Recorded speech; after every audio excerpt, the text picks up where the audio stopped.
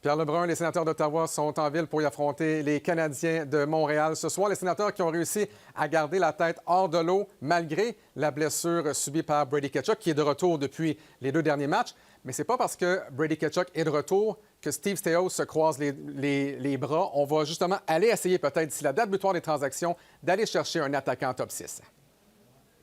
Oui, absolument, Alex. Selon mes informations, c'est ce que Steve Staios est en train de faire, est en train d'examiner le marché pour les joueurs d'avant. On sait qu'il y a certaines équipes qui ont déjà annoncé à leurs collègues qui sont prêts à peut-être commencer à vendre des joueurs.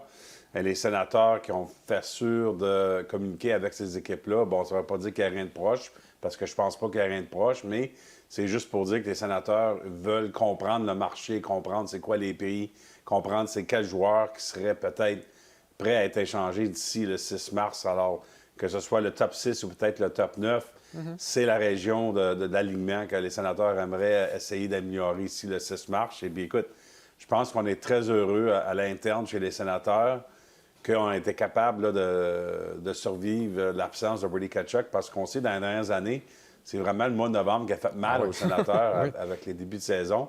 On a été capable de rester dans la course sans Tkachuk. Là, Tkachuk est revenu. Alors, il y a beaucoup de positifs à l'interne chez les sénateurs présentement.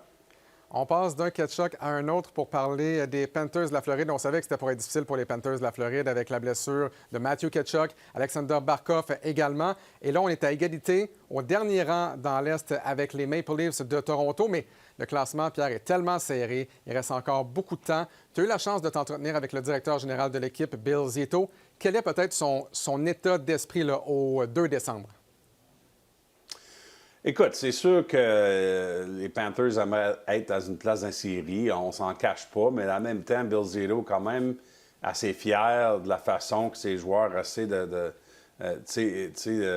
se battre pour une place parce que c'est pas facile quand tu manques un des meilleurs joueurs au monde comme Alexander Barkov.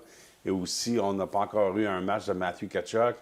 Il y a bien des équipes que ça serait même pas proche. Alors, écoute, il aime l'esprit de son équipe. Je lui ai demandé à Bill Zito, as-tu peur là, qu'il y a un peu de fatigue dans ton groupe? Écoute, 3 finales de Coupe Stanley, 2 victoires, c'est beaucoup de hockey pour une équipe dans les 3 dernières années. Et Bill Zito m'a dit, oui, ça l'inquiétait durant l'été, mais maintenant que la saison a commencé, il ne voit pas vraiment un manque d'énergie. Il trouve que son équipe est comme les autres années, dans l'esprit, dans l'énergie, etc. Alors, il ne veut pas prendre ça comme une excuse.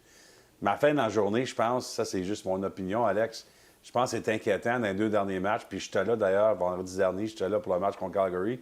Mais dans leurs 2 derniers matchs, c'était une avance de 2-0 contre les Flyers, contre les Flames, et les Panthers qui s'inclinent. Alors, écoute, c'est pas facile comme situation, mais je peux te garantir que les Panthers, eux autres, ça n'a rien à faire avec le classement. Ils veulent juste faire les séries. Alors, s'ils arrivent à être 8e dans l'Est, ils sont corrects avec ça, puis ça serait un peu un cauchemar, je pense, pour l'équipe qui finit premier dans l'Est, si les Panthers de la Floride que tu pognes en première ronde.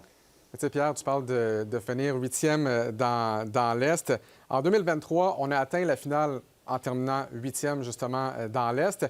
Et l'année d'avant, écoute, on a remporté le Trophée des présidents et on s'est fait sortir en 2e ronde contre le Lightning de Tampa Bay. Donc, tout ce qu'on veut, c'est réussir à entrer dans la grande danse, puis on ne sait jamais ce qui peut se passer par la suite.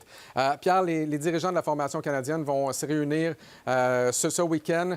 Une réunion excessivement importante pour la suite des choses, pour la formation olympique. Là, présentement, sur la fameuse liste, là, il y a environ 35 à 40 joueurs. J'imagine qu'on voudrait baisser ça, mais jusqu'à combien on veut diminuer les candidats potentiels?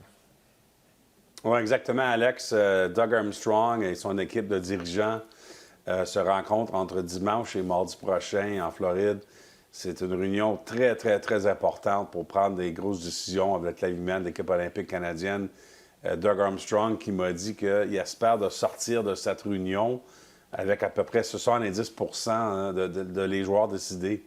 Okay. Alors, tu sais, la date limite pour annoncer, pour soumettre l'alignement de chaque pays, c'est le 31 décembre, mais qu'est-ce que Doug Armstrong me dit, c'est qu'il espère, après cette réunion la semaine prochaine, d'être dans une position où on connaît au moins là, plus que 2/3 de la formation. Alors, c'est des réunions très importantes. On sait qu'ils ont sorti de leur réunion le 10 novembre à Toronto avec à peu près une liste de 35 à 40 joueurs. ça va être une liste diminuée après la réunion de la semaine prochaine. Alors, des grosses décisions qui s'en viennent. Pierre, j'ai une question pour toi, toujours en rapport avec les Jeux olympiques. Bill Guérin, de la formation américaine, a dit « Si tu n'es pas capable de donner de mise en échec, peut-être que ce tournoi-là n'est pas fait pour toi. » Ça m'amène à l'équipe canadienne. Est-ce que tu sens qu'on veut avoir la meilleure équipe possible pour la médaille d'or ou on sait que la médaille d'or risque de passer par la formation américaine? Et est-ce qu'on veut amener la meilleure équipe justement pour battre une équipe physique comme les Américains justement? Et est-ce qu'on peut être tenté d'amener un gars comme Tom Wilson dans la formation peut-être pour les Jeux olympiques? Bien, écoute, il n'y a aucune question que Tom Wilson fait partie des conversations de l'équipe olympique canadienne. Absolument. J'ai fait un texte là-dessus récemment. Et la raison pour ça, c'est qu'on va avoir des joueurs qui ont des talents un peu différents que leur top 6. On connaît les joueurs offensifs de l'équipe canadienne olympique. Ça va être évident lorsqu'ils annoncent leur équipe. Il y en a déjà de ces joueurs d'avant-là qui sont déjà annoncés depuis le mois de juin. Mais on veut avoir des joueurs qui peuvent amener des différents aspects du jeu sur la troisième et la quatrième ligne. Ouais.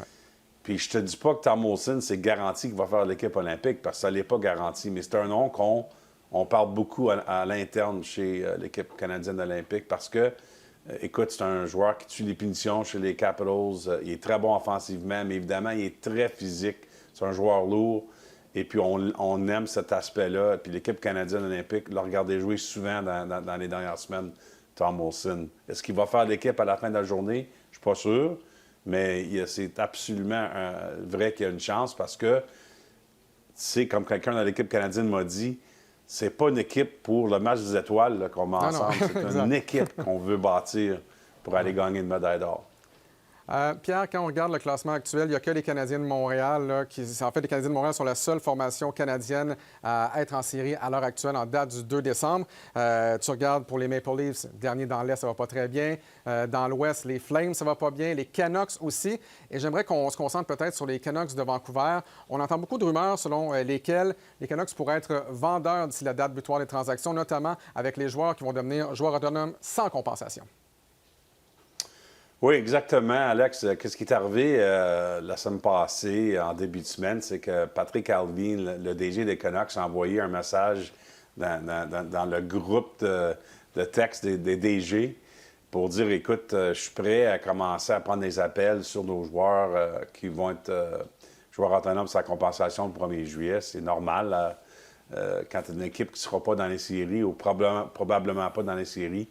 Tu veux essayer d'échanger ces joueurs-là pour aller chercher certaines choses. Alors, les Canucks ont commencé des pourparlers avec plusieurs équipes. Puis le nom qui reçoit le plus d'attention, c'est celle de Kiefer Sherwood. C'est pas surprenant.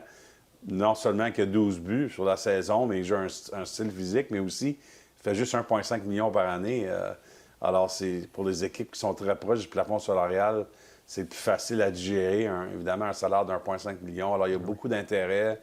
Je peux te dire que, selon mes informations, le Wild du Minnesota font parmi les équipes qui ont communiqué avec Vancouver au sujet de Kiefer Sherwood, mais il y a plusieurs d'autres équipes aussi, Alex. Mais les Canucks, de ce que j'entends, veulent prendre leur temps, veulent comprendre le marché au complet avant de transiger. On verra bien.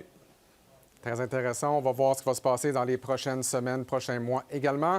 Pierre Lebrun, on invite les gens à aller sur la chaîne YouTube de RDS pour entendre notre conversation dans son intégralité. Encore une fois, un gros merci et on se reparle très bientôt.